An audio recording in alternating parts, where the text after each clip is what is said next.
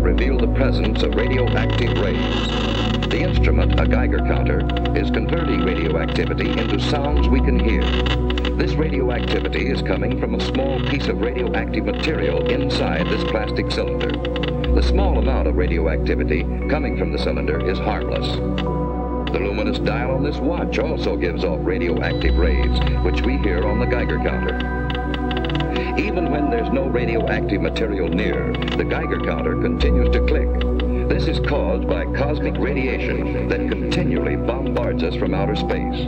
But we don't get enough cosmic radiation to harm us. Today, atomic scientists produce radioactivity in large amounts. Radioactivity and radioactive materials have many peacetime uses. But we know too that they can be used harmfully, as in atomic bombs.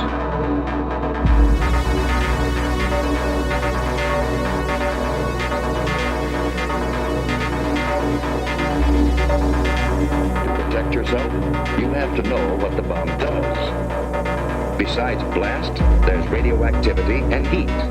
Can we protect ourselves from these? These children are protected.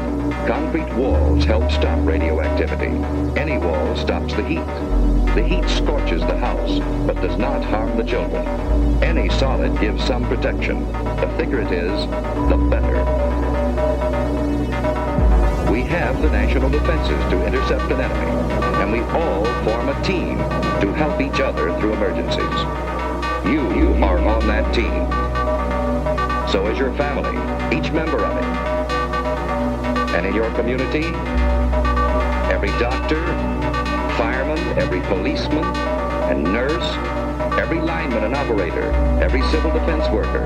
In fact, every community employee is ready to help you if you need it. So your community is prepared for emergencies and ready to help other communities.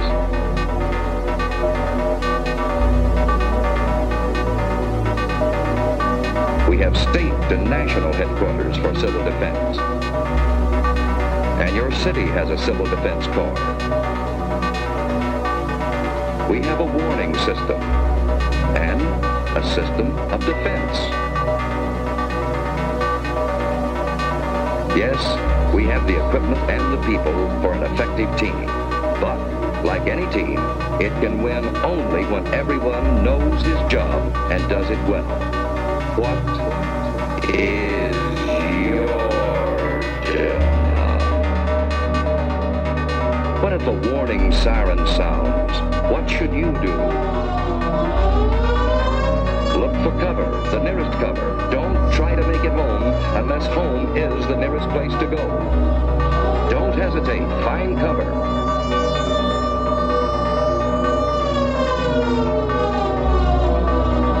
Everyone is in on this. Strangers will understand. Finding shelter quickly may save your life. If you can't get into a house, get behind a wall or a steep embankment on the side away from the city. Civil defense teams will go into action immediately. If you're home, you've work to do. Hi, Susie. Everything's fine upstairs. How you doing here? Okay, I guess. That's good.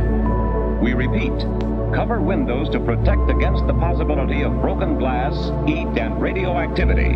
Turn off fires. If you are home and are not assigned to civil defense duties, go to your prepared shelter. Those who are in shopping centers, go to prepared Oh, shelters. fire the kitchen's out. Now we'll go down the In basement. this practice alert, we are assuming that the attack will come on the waterfront area. See, it's just practice. All this rushing around for nothing. Now, there's just where you're wrong. We need this practice. Now, come on, let's do our job. That's good thinking. We all need practice. Here's a clean, well-prepared shelter in the basement. Ted and Sue have a battery radio, and they have soda ash and stirrup pump fire extinguishers. They have other emergency supplies too. A flashlight, a well-equipped first aid kit, with plenty of bandages, tape, and scissors. A Red Cross first aid book, a few cans of food, a good supply of water, blankets, and an electric lantern in reserve. You know, Susie, this stuff would come in handy on a camping trip. I'd rather be on a camping trip. Say, what would we do if we didn't have a basement? At school, they told us we should be away from windows and behind double walls. You know, like an inside hall. Ted's right. If you live in an apartment house, you can't all go to the basement. Head for a shelter area. If none is marked for you, find cover away from windows and in a hallway if possible. Wait for the all clear. Be calm. If you're on the playground, run for shelter. If you're in the schoolyard, get into the building. Move quickly, but in good order. Inside, go to the shelter area you've been assigned. Take your place on the floor. Here's one good way to protect your eyes and neck in case of a bombing. Wait for the all clear. So far, you've been watching a practice drill. But what if there is a bombing that comes without warning? What is your job then? Find cover immediately. Don't look at the flash. Stretch out. In about 1 minute, the immediate danger is past. Then head for safer cover. Another bomb may fall.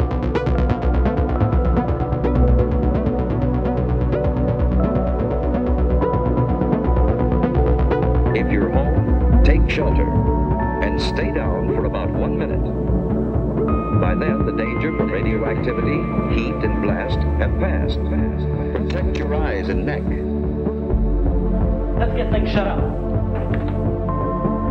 Sue found shelter under her bed.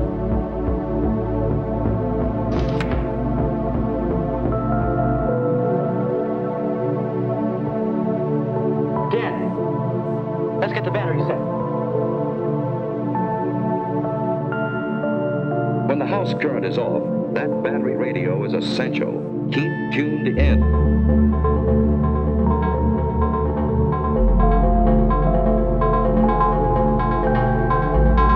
The airburst of 3:01 p.m. was zeroed on Union Station. Heavy damage extends from about 14th Street north to as far south as the waterfront. You know, we're lucky. To west. That blast was mild. Stay undercover unless you have civil defense to... I've just been handed a bulletin. There's been an underwater burst at the waterfront. Water thrown up by the bomb is falling as mist and rain, and it is radioactive. Avoid radioactive mist and What do rain. you mean by radioactive? The river. According to what Dad said, the radioactivity gets into the mist and rain. And if the mist or rain gets on you, it's apt to make you very sick. What would you do about it? I'd scrub thoroughly with a detergent and water. What's a detergent? It's something like Mom uses when she washes dishes and clothes. Don't drink tap water. It may be contaminated. Ted and Sue are waiting for the all clear.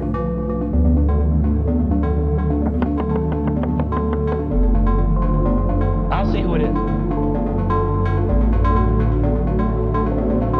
Hello, who's there? It's your block boy, Mr. Carlson. Go in, Mr. Carlson. Hello, Ted. Hello. Ted, this is Mr. Franklin, our radiological monitor. He's here to check for any radioactivity. I saw your mother down the shopping center. She's fine. Well, there's no damage here. No, it's been very good here. Hello, Sue. Say, have you seen my dad lately? He's down at headquarters, and boy, he's really busy. Yeah? Well, there's no radioactivity here. Say, Mr. Franklin, is that a pen on your coat there?